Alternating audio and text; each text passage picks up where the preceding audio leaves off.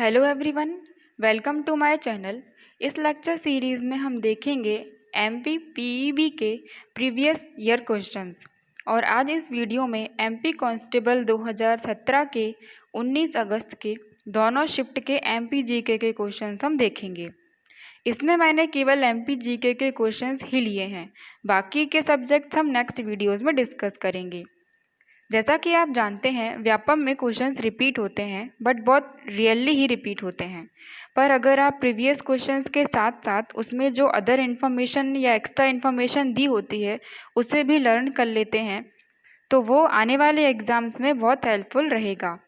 और ये मैंने खुद एनालाइज किया है कि जो क्वेश्चन आता है उसके टॉपिक से रिलेटेड इन्फॉर्मेशन से भी क्वेश्चन अपकमिंग एग्ज़ाम्स में बन जाते हैं। तो वीडियो स्टार्ट करते हैं। पहला क्वेश्चन है, the national park which was declared as a tiger reserve in 1983। 1983 में जिस राष्ट्रीय पार्क को टाइगर रिजर्व घोषित किया गया था वह राष्ट्रीय पार्क है। पहला ऑप्शन है पनपाथा। पनपाथा एक अभयारण्य है, तो ये तो आंसर हो ही नहीं सकता। सेकंड ऑप्शन है संजय डोबरी। इस राष्ट्रीय उद्यान को 2008 में शामिल किया गया था, टाइगर रिजर्व में 2008 में शामिल किया गया था। एंड थर्ड ऑप्शन है पेंच। पेंच को ही 1983 में टाइगर रिजर्व में शामिल किया गया था, तो ये हमारा राइट आंसर है। एंड फोर्थ ऑप्शन है कान्हा। कान्हा को 1973-74 में टाइगर रिजर्व में शामिल किया गया था। इसे कान्हा किसली राष्ट्रीय उद्यान भी कहा जाता है। और अगर क्षेत्रफल की दृष्टि से देखा जाए तो कान्हा सबसे बड़ा राष्ट्रीय उद्यान है।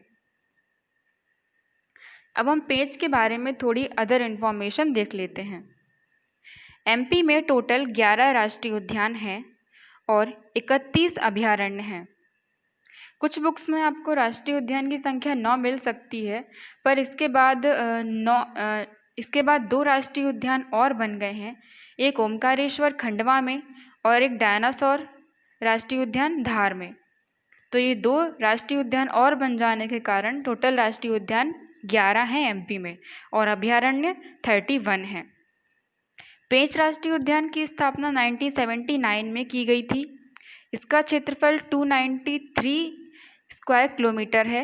यह सिवनी छिंदवाड़ा जिले के अंतर्गत आता है और इसका कुछ भाग महाराष्ट्र बॉर्डर से भी लगा हुआ है। यहाँ पर स्थित पेंच नदी के कारण इसका नाम पेंच राष्ट्रीय उद्यान पड़ा, पर अब इसका नाम बदल दिया गया है। इसका नया नाम है इंदिरा प्रियदर्शनी राष्ट्रीय उद्यान। इस राष्ट्रीय उद्यान की एक और ख़ास बात यह है कि यहाँ पर मोगली लैंड बनाया जा रहा है। एक फिल्म आई थी दी जंगल बुक, उसमें जो मुख्य किरदार था एक बच्चा था, उसका नाम था मोगली। यह फिल्म आज से लगभग 4 या 5 साल पहले आई होगी। इस फिल्म में जो जंगल दिखाया गया है वह पेंच राष्ट्रीय उद्यान का जंगल ही दिखाया गया है। तो इस तरह से मोगली पेंच राष्ट्रीय उद्यान से संबंधित है, इसलिए यहाँ पर मोगली लैंड बनाया जा रहा है। फेमस राइटर रुडयार्ड किपलिंग के द्वारा लिखी गई बुक से इंस्पायर होकर यह फिल्म बनाई गई थी। अब टाइगर प्रोजेक्ट क्या है? टाइगर्स यानी बाघों की संख्या को बढ़ाने के लिए या बाघों को सुरक्षित रखने के लिए टाइगर प्रोजेक्ट स्टार्ट किया गया था। टाइगर प्रोजेक्ट को भारत में शुरू करने वाले व्यक्ति का नाम था कैलाश सांधाल।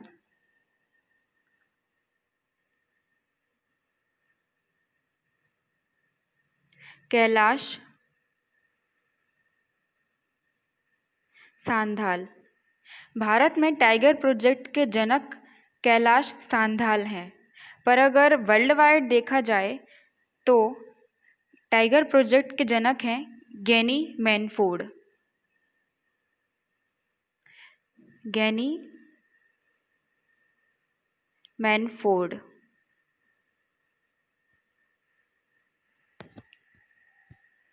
एमपी में कुल 7 टाइगर प्रोजेक्ट हैं। राष्ट्रीय उद्यान 11 हैं, पर इसमें से कुछ राष्ट्रीय उद्यान को ही टाइगर प्रोजेक्ट में शामिल किया गया है। तो टोटल टाइगर प्रोजेक्ट हमारे एमपी में 7 हैं। इसमें से 6 राष्ट्रीय उद्यान में चल रहे हैं और 1 अभयारण्य में चल रहा है।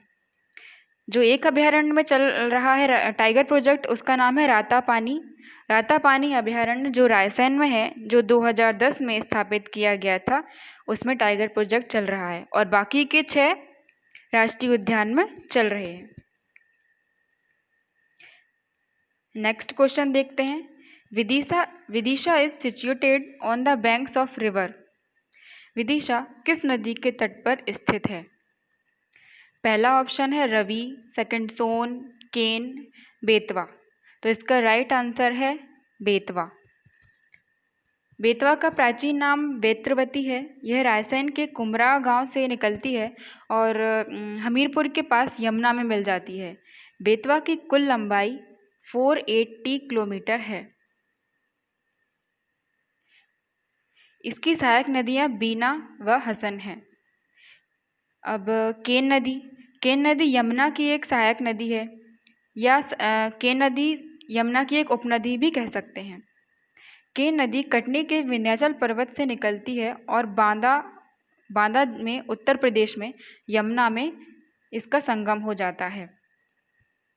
अगर सोन नदी को देखें तो सोन नदी का दूसरा नाम एक सोनभद्र शिला भी है। यह एमपी के अनूपपुर जिले में अमरकंटक से निकलती है और बिहार के पटना जिले में गंगा नदी में मिल जाती है। सोन नदी की लंबाई 780 किलोमीटर है।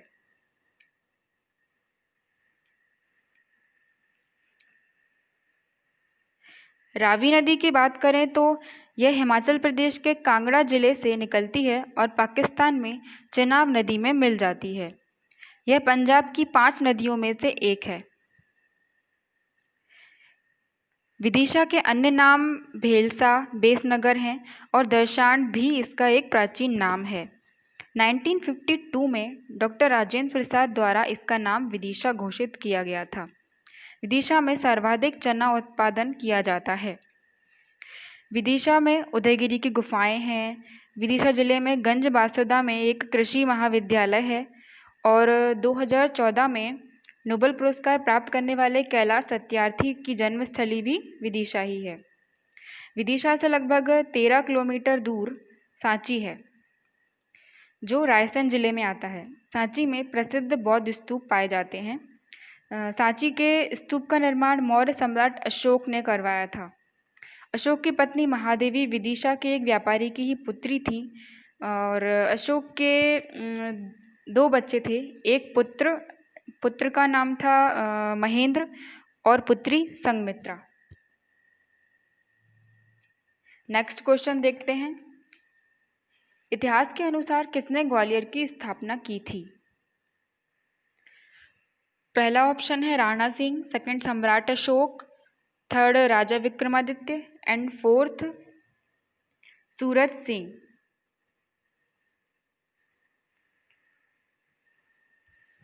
तो इसका राइट आंसर है सूरज सिंह। ये सूरज सिंह नहीं, सूरज सेन है।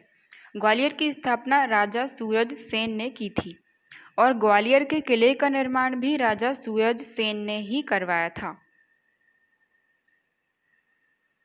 राजा सूरज सेन ने 5वीं सदी में ग्वालियर के किले का निर्माण करवाया था। ग्वालियर के किलों का रत्न या पूर्व का जिब्राल्टर भी कहा जाता है। गालव ऋषि के कारण ग्वालियर का नाम ग्वालियर पड़ा और अन्य नाम भी हैं, जैसे गोपांचल, तानसेन नगरी और संगीत नगरी। संगीत सम्राट तानसेन का मकबरा यहाँ स्थित है, इसलिए ग्वालियर को तानसेन नगरी भी कहा जाता है। ग्वालियर में कई महल हैं, मंदिर हैं, जैसे तेली का मंदिर, सास बहू का मंदिर, गुजरी महल। सास बहू मंदिर का वास्तविक नाम सहस्त्र बाहु मंदिर है। इस मंदिर में भगवान विष्णु की मूर्ति स्थापित है और बाहु का अर्थ होता है भुजाएं। भगवान विष्णु की मूर्ति की सहस्त्र भुजाएं हैं, इसलिए इसका नाम सहस्त्र बाहु मंदिर पड़ा, जिसे अपभ्रंश भाषा के कारण सास बहू मंदिर कहा जाने लगा। नेक्स्ट क्वेश्चन देखते हैं। किसने ओरछा के चतुर्भुज मंदिर का निर्माण करवाया था? ओरछा के चतुर्भुज मंदिर। पहला ऑप्शन है सतपुड़ा राजा, बुंदेला राजा, राजा विक्रमादित्य एंड फोर्थ राजा भोज।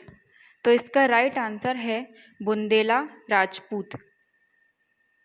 बुंदेला राजपूतों ने ओरछा के चतुर्भुज मंदिर का निर्माण करवाया था। इस मंदिर में विष्णु जी की मूर्ति स्थापित है। ओरछा बेतवा नदी के तट पर स्थित है। ओरछा के अलावा चतुर्भुज मंदिर ग्वालियर और खजुराहो में भी स्थित हैं। तो एमपी में 3 जगह पर चतुर्भुज मंदिर हैं और इन चतुर्भुज मंदिर में विष्णु जी की प्रतिमा स्थापित है। ओरछा के चतुर्भुज मंदिर का निर्माण 1558 से 1573 के बीच राजा मधुकर ने करवाया था। राजा मधुकर ने ओरछा के मंदिर का निर्माण करवाया था। ओरछा का किला, महल और अन्य मंदिर भी बहुत प्रसिद्ध हैं। लक्ष्मी नारायण मंदिर, राम मंदिर। ओरछा का राम मंदिर दुनिया का एकमात्र ऐसा मंदिर है जहां पर भगवान राम को राजा मानकर पूजा जाता है। ओरछा में लाला हरदौल की समाधि भी है। पहले ओरछा टीकमगढ़ जिले में आता था, पर अब ओरछा एमपी के 52वें जिले निवारी बनने के कारण अब ओरछा निवारी की एक तहसील है। 52वां जिला निवारी ओरछा निवारी की तहसील है अब। पहले ये टीकमगढ़ जिले में आता था। नेक्स्ट क्वेश्चन देखते हैं। विंध्याचल श्रेणी की सबसे ऊंची चोटी है। पहला ऑप्शन है बैल चोटी, सेकंड मिकाई श्रेणी, थर्ड कैस्केड श्रेणी एंड फोर्थ गुडविल चोटी। तो इसका राइट आंसर है गुडविल चोटी। विंध्याचल पर्वत श्रेणी की सबसे ऊंची चोटी है गुडविल चोटी। इसे सद्भावना शिखर भी कहा जाता है। गुडविल चोटी को सद्भावना शिखर भी कहते हैं। और इसके अलावा इस चोटी को कलुमार चोटी या कलुम्बे चोटी भी कहा जाता है। कलुमार चोटी या कलुम्बे चोटी। सी लेवल से यह 752 मीटर ऊंचाई पर स्थित है। यह चोटी 752 मीटर ऊंचाई पर स्थित है। विंध्याचल पर्वत श्रेणी भारत को 2 बराबर भागों में बांटती है। यह नर्मदा नदी और कर्क रेखा के समांतर फैली हुई है। विंध्याचल श्रेणी कुल 1100 किलोमीटर की दूरी में एमपी, यूपी, छत्तीसगढ़, बिहार और झारखंड, एमपी, यूपी, छत्तीसगढ़, बिहार और झारखंड, इन 5 राज्यों में फैली हुई है। और यह गुडविल चोटी दमोह जिले में सिंग्रामपुर के पास स्थित है। नेक्स्ट क्वेश्चन देखते हैं। निम्नलिखित जिलों में से अफीम का उत्पादन के लिए जाना जाता है। तो अफीम के उत्पादन के लिए कौन सा जिला जाना जाता है अफीम के उत्पादन के लिए? पहला ऑप्शन है Sheopur, second Mandsaur, third Shivpuri and fourth Sidhi. इसका राइट आंसर है मंदसौर। मंदसौर अफीम के उत्पादन के लिए प्रसिद्ध है। भारत में सबसे अधिक अफीम का उत्पादन मंदसौर में होता है, इसलिए इसे अफीम जिला भी कहा जाता है। अफीम के साथ साथ मंदसौर में सिलेट का उत्पादन भी किया जाता है। सिलेट।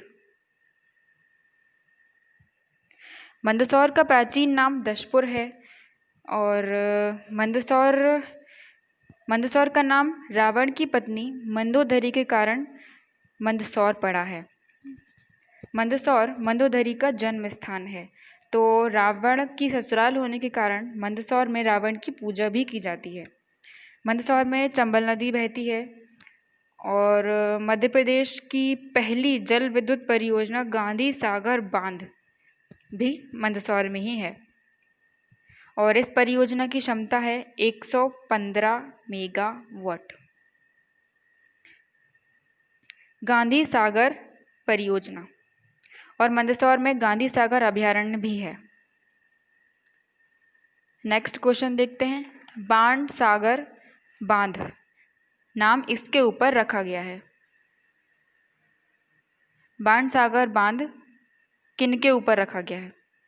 तो फर्स्ट ऑप्शन है भानुसागर, सेकंड सागर सम्राट, थर्ड बाणभट्ट, थर्ड वानार राय। तो इसका राइट आंसर है बाणभट्ट। बाणसागर बांध का नाम बाणभट्ट के नाम पर रखा गया है। बाणसागर बांध मध्य प्रदेश के शहडोल जिले के देवलोद नामक स्थान पर निर्मित है। यह एक अंतर्राज्यीय बहुउद्देशीय बृहद नदी घाटी परियोजना है, जिसकी आधारशिला सन 1978 में रखी गई थी। यह बांध सोन नदी पर स्थित है। सोन नदी पर बना हुआ है यह बांध और इसकी ऊंचाई है 67 मीटर। इस परियोजना से 3 राज्य लाभान्वित होते हैं, एमपी, यूपी और बिहार। और इन तीनों राज्यों में जो पानी जाता है उसका अनुपात है 2:1:1, यानी कि एमपी में 2 जाएगा, यूपी में 1 और बिहार में 1, यानी कि 50% एमपी में और यूपी और बिहार में 25% इस बांध का पानी जाता है। इससे कुल 435 मेगावाट विद्युत का उत्पादन किया जाता है। नेक्स्ट क्वेश्चन देखते हैं। मध्य प्रदेश उच्च न्यायालय का पहला मुख्य न्यायाधीश कौन थे? मध्य प्रदेश उच्च न्यायालय के पहले मुख्य न्यायाधीश कौन थे? फर्स्ट ऑप्शन है न्यायमूर्ति AM खानविलकर, सेकंड ऑप्शन है न्यायमूर्ति PV दीक्षित, थर्ड ऑप्शन है न्यायमूर्ति M Hidayatullah and fourth option है न्यायमूर्ति GP भुट्ट। इसका राइट आंसर है न्यायमूर्ति M हिदायतुल्ला। इसमें M का मतलब है मोहम्मद। तो मध्य प्रदेश उच्च न्यायालय के पहले मुख्य न्यायाधीश थे M हिदायतुल्ला या मोहम्मद हिदायतुल्ला। और अगर PV दीक्षित जी को देखा जाए तो ये मध्य प्रदेश के पहले लोकायुक्त थे। नेक्स्ट क्वेश्चन देखते हैं। उमा भारती के बाद कौन मध्य प्रदेश के मुख्यमंत्री बने? उमा भारती जी के बाद मध्य प्रदेश के मुख्यमंत्री कौन बने थे? पहला ऑप्शन है दिग्विजय सिंह, सेकंड ऑप्शन है Shivraj Singh Chouhan, third option Babulal Gaur and the fourth Kailash Joshi. तो इसका राइट आंसर है बाबूलाल गौर। उमा भारती के बाद मध्य प्रदेश के मुख्यमंत्री बने थे बाबूलाल गौर। उमा भारती मध्य प्रदेश की पहली महिला मुख्यमंत्री थी जो 2003 में नियुक्त की गई थी। 2003 में उमा भारती नियुक्त की गई थी मुख्यमंत्री और 2004 में बाबूलाल गौर मुख्यमंत्री बन गए थे। उमा भारती मध्य प्रदेश की 21वीं मुख्यमंत्री थी और बाबूलाल गौर 22वें मुख्यमंत्री 2004 में बन गए थे। तो ये थे हमारे MP कांस्टेबल 2017 के 19 अगस्त के दोनों शिफ्ट के MP GK के क्वेश्चंस। अगर आपको वीडियो पसंद आया हो तो वीडियो को लाइक करें और चैनल को सब्सक्राइब करें। Thank you.